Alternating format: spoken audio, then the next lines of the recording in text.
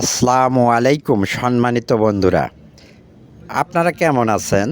নিশ্চয়ই আল্লাহর রহমতে ভালো আছেন।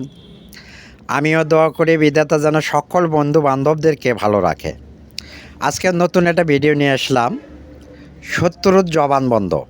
মানে আপনি কোনো মিথ্যা মামলায় পড়ছেন, আপনার শত্রু মিথ্যে সাক্ষী দিচ্ছে, গ্রাম্য সালিশে মিথ্যা সাক্ষী দিচ্ছে, বা আপনি কোনো মেয়েকে ভালোবাসেন বা যে কোনো ব্যাপারে আপনি জড়িত, কিন্তু দেখা গেল আপনার ব্যাপারে মিথ্যা সাক্ষী দিচ্ছে, বা আপনার সাথে প্রচুর শত্রুতা করতেছে, আপনি ভালোভাবে চলতেছেন, চলতে দিচ্ছে না। আপনি এই শত্রুর জবান বন্ধ করতে পারবেন। এটা চ্যালেঞ্জ, ওপেন চ্যালেঞ্জ।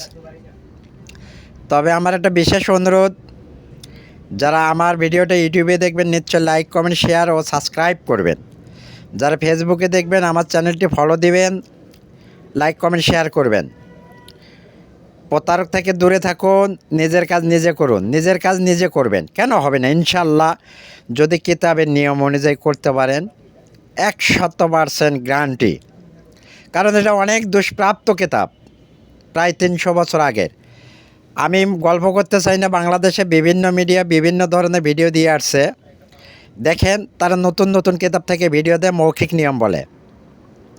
আমিও নিয়মটা বলে দেব, কিন্তু দেখেন, আমি চ্যালেঞ্জ দিয়ে বললাম, বাংলাদেশে এমন কোনো চ্যানেল নেই এইভাবে সরাসরি কিতাব নিয়ম সহকারে কারো প্রকাশ করে। অনেকে টাকার লোভে তারা শুধু দেখায়, দেয় না। আমি চ্যালেঞ্জ দিয়ে বললাম, আপনারা নিয়মটা উপরে দেওয়া আছে, আগে নিজে পড়বেন, বুঝবেন, শুনবেন, তারপরে কাজ করবেন। তবে বিশেষ অনুরোধ, কেউ নাজায়েজ কাজে শত্রুতামূলক কাজ করিবেন না। এই যে উপরের নকশাটি, এই নকশাটি অঙ্কন করিবেন যে কোনো শনিবার বা মঙ্গলবার, ঠিক মাগরিবের ওয়াক্তে। তারপরে নিয়মের নিচে দেখেন একটি আয়াত লেখা আছে বাংলায়, এই আয়াতটি লিখে নেবেন। নিয়ে আপনারা কী করবেন, বাজার থেকে একটা নতুন পাতিল কিনে নিয়ে আসবেন, মাটির ছোট দেখে। এই পাতিলের মধ্যে তাবিজটি এবং এই আয়াতটি দুইটাই রাইখে দেবেন। দিয়ে সুন্দর করে পাতিলের মুখটা, কেউ বলে হরা, কেউ বলে কাঁসা, দিয়ে বন্ধ করে আপনারা বেঁধে এমনভাবে বাঁধবেন যেন ওটার ভিতরে হাওয়া ঢুকতেও না পারে, বেরোতেও না পারে।